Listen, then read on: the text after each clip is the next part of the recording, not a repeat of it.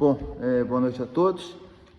Hoje é a segunda conferência do ciclo de conferências Momentos do Espírito, Paisagens da Alma. O tema de hoje é o problema mente-corpo, como reunir o que nunca esteve separado.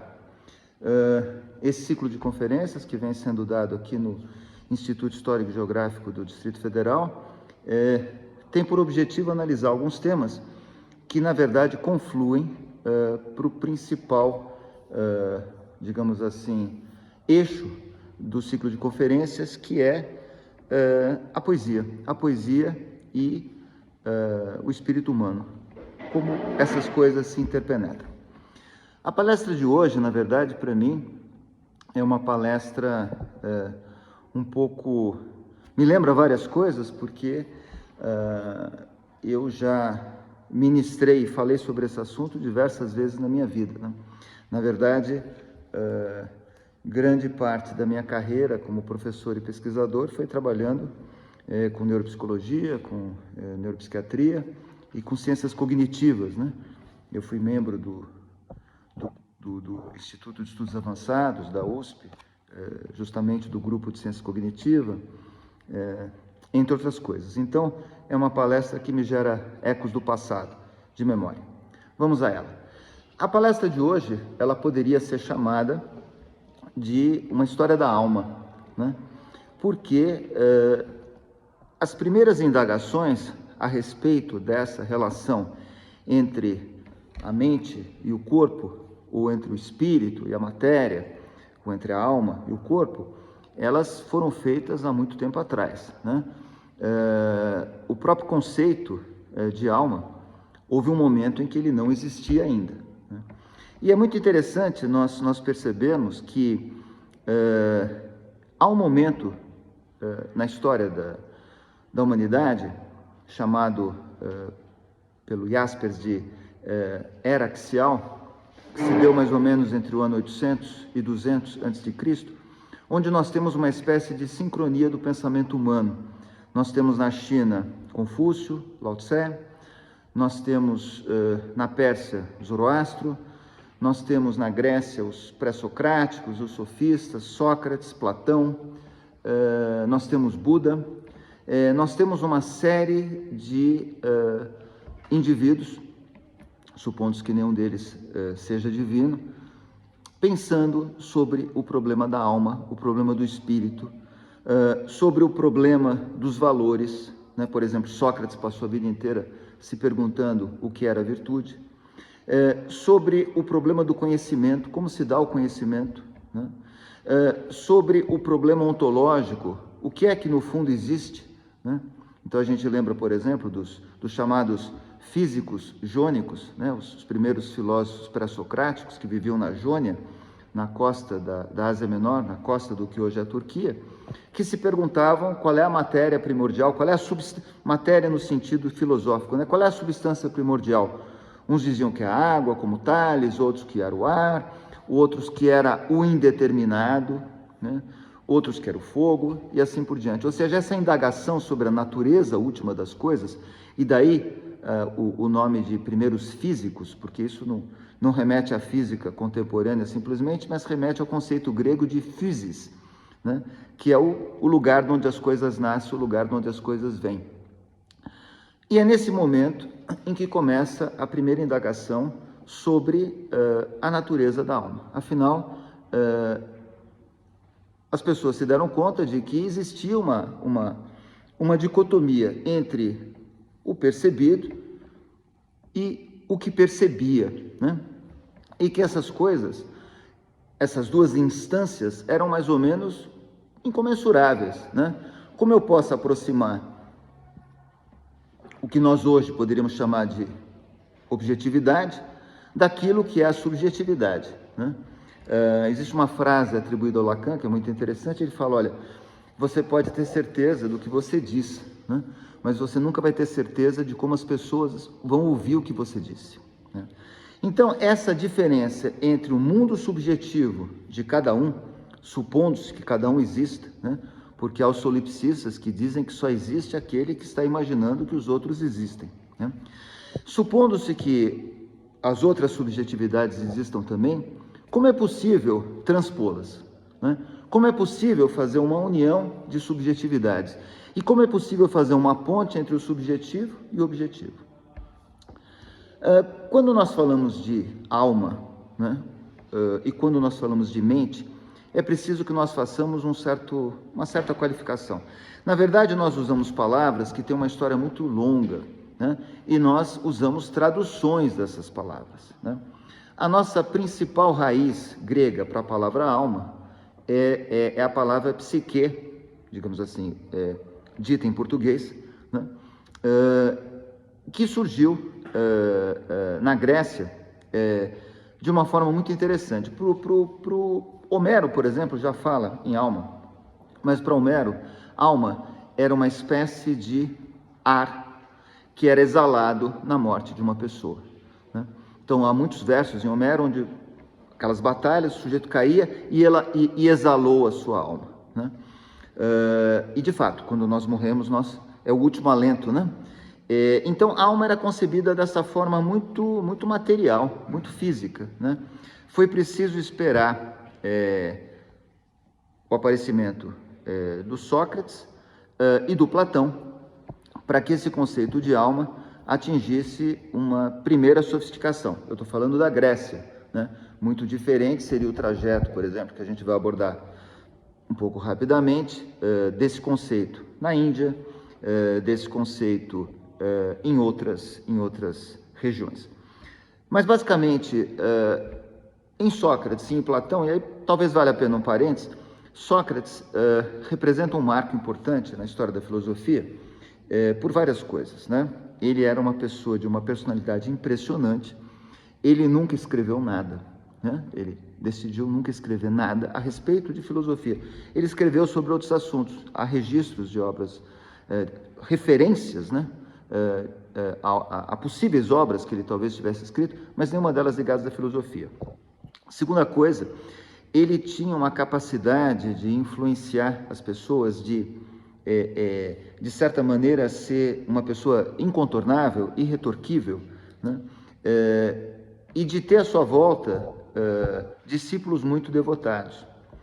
Ao mesmo tempo, ele era um indivíduo muito percussiente e que incomodava muito, né? O chamado aguilhão dos atenienses, e que, por causa disso, teve uma morte quase que de mártir, né?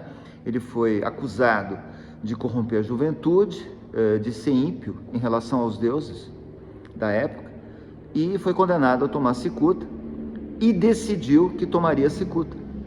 Os discípulos se ofereceram para pagar uma espécie de caução, uma espécie de multa que o absolvesse da pena capital. Ele recusou. Outros discípulos ofereceram que ele fugisse da prisão onde ele estava, ele se recusou. E as razões que ele aventou para recusar digamos assim, a diminuição da sua pena capital foram muito interessantes. E elas são descritas num diálogo platônico que se chama Fédon, né? Justamente o sobrenome desse diálogo é Fédon, ou a natureza da alma. Primeiro, Sócrates diz: olha, eu já vivi bastante, eu vivi bem, e daqui para frente é a velhice. Então eu prefiro morrer agora, que eu estou no auge das minhas capacidades. Seria vergonhoso fugir, seria humilhante pedir uma troca da pena capital por um valor monetário. Eu prefiro morrer. Mas a segunda coisa é porque aí os discípulos, num outro diálogo, etc., mas enfim, há um relato de discípulos falando: mas Sócrates, nós vamos pegar você e vamos manter você aqui. E ele disse: se vocês puderem me alcançar, né? Porque ele tinha o pensamento de que a natureza verdadeira dele não estava no corpo, mas estava em alguma coisa imaterial que poderia sobreviver à sua própria morte, que seria justamente a alma. E uma das provas que nesse diálogo existe sobre a natureza da alma é a seguinte: o Sócrates o Sócrates e o Platão, daqui a pouco eu falo um pouco dessa dicotomia Sócrates-Platão, o Sócrates faz toda uma argumentação em torno da questão de que o conhecimento seria, na verdade, uma rememoração. Ele tenta demonstrar que nós não sabemos nada que não seja alguma coisa que nós já sabíamos e que nós rememoramos num determinado momento. Então, é a famosa hipótese platônica ou socrática do conhecimento como reminiscência. E Sócrates diz, bom, se o nosso conhecimento ele não é aprendizado, mas ele é reminiscência, ele é memória, nós devemos ter aprendido isso em algum momento. E ele diz, nós aprendemos isso antes de nascer. Né? Essa é uma das fundamentações que aparece no diálogo como fundamentação da existência da alma e da continuidade dessa alma após a morte do indivíduo. Uma outra coisa importante é que, e aí precisamos fazer um outro parênteses, é que a figura de Sócrates, justamente por ele não ter escrito e por nós sabermos dele através de outras pessoas, principalmente através de 4, Platão, Xenofonte, Aristófanes e Aristóteles, né?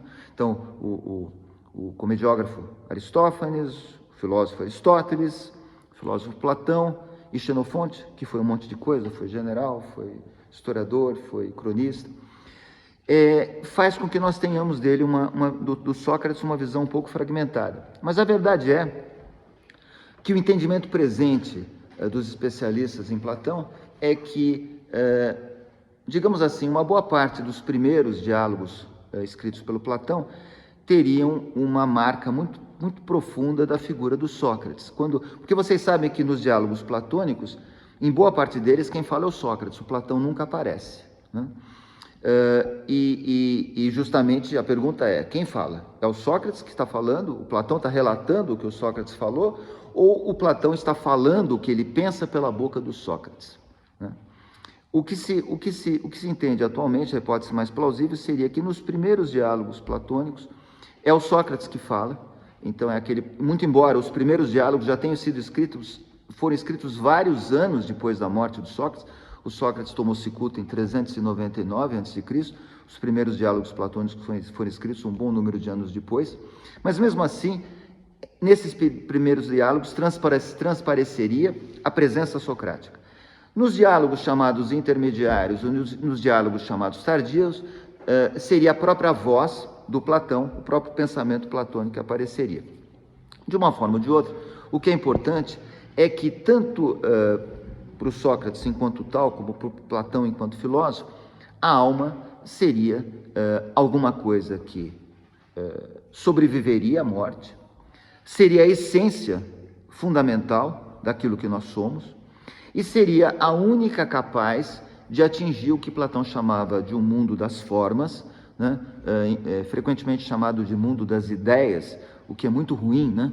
Porque o termo ideia remete a conceitos do idealismo alemão, a conceitos de alguma coisa dentro da cabeça, e o termo em grego é eidos. Eidos quer dizer forma, né? É uma coisa visual, né? Então, o que Platão tem em mente quando ele fala de forma, de teoria das ideias, na verdade, é a teoria das formas. E o que seriam essas formas? Seriam as entidades primordiais, através das quais tudo o que acontece, tudo o que aparece, né, teria a sua fonte de fundamentação. Ou seja, se eu posso falar em livro, é porque existe um livro ideal nesse mundo das formas, do qual todas as representações que nós vemos seriam meras imagens, meras cópias, né? E assim com conceitos abstratos também. Se eu posso falar de bem, se eu posso falar de grandeza, se eu posso falar de qualquer conceito, este conceito, a sua apresentação concreta seria uma mera projeção do conceito abstrato, formal, daquele mundo das ideias. E justamente a esse mundo, que seria justamente o mundo que teria o quociente ontológico mais forte, ou seja, traduzindo, o mundo que existiria mesmo, que teria uma existência própria, na cabeça do Platão, era o mundo das formas. O nosso mundo, o nosso corpo, as coisas que a gente vê, etc., elas teriam uma existência secundária a essa existência primordial das formas. E a esse mundo das formas só teria acesso a alma humana. Então a alma começa a tomar esses contornos mais parecidos com o que nós imaginamos quando nós falamos em alma, né? Evidentemente, as coisas elas nunca ficam do mesmo jeito. Platão tinha um discípulo, que todos conhecem, o Aristóteles, e assim que, poucos anos depois que o Platão morreu, Aristóteles começou a sua produção e a criticar a posição do seu mestre, né? E para o Aristóteles, e essa é uma cisão muito importante, que está muito bem representada naquela pintura do Rafael, a Escola de Atenas, né? Vou ter aqui um problema para estabilizar o meu celular. A câmera. Onde nós vemos vários filósofos da antiguidade, mas no centro da pintura, uma pintura que está no Vaticano, um fresco, no centro da pintura, Platão e Aristóteles, Platão apontando para o céu, Aristóteles para a terra. E para o Aristóteles, a alma era alguma coisa indissociável do corpo, né? Eu não vou entrar aqui na teoria das 4 causas do Aristóteles, mas ele dizia que a alma é a causa formal do corpo. Traduzindo, a alma é a forma do corpo, né? E como tal, ela não poderia existir dissociadamente do corpo, né? Posteriormente, esse tipo de visão, mais tendendo, que não é essencialmente materialista, no sentido, digamos assim, contemporâneo dessa expressão, mas que tende a um certo materialismo, essas duas posições vão se contrapor ao longo da história da filosofia. Por exemplo, mais para frente, nós vamos ter justamente Santo Agostinho, que tem um posicionamento fundamentalmente platônico, dizendo que eu sou a minha alma, né? Ou seja, ele segue na esteira de Platão. E lá para frente, né, Santo Agostinho, ainda Roma, né? Lá para frente, na Idade Média, nós vamos ter o São Tomás de Aquino negando isso, né? E recuperando o pressuposto aristotélico de que a alma seria a forma do corpo, e justamente isso vai dar um trabalho muito grande para São Tomás de Aquino, porque ele vai ter de alguma forma que compatibilizar, ele tentou compatibilizar o pensamento de Aristóteles com toda a tradição cristã, e não é fácil fazer isso. Pois bem, até então, antes disso, vale a pena um outro aspecto que eu deixei de citar, que nos remete agora a algumas influências orientais, como, por exemplo, a Índia. Na mesma época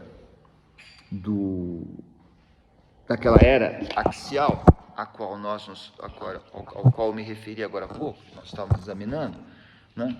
Nós temos, por volta do ano 600, a emergência de uma corrente de pensamento ligada à poesia. Só um minutinho.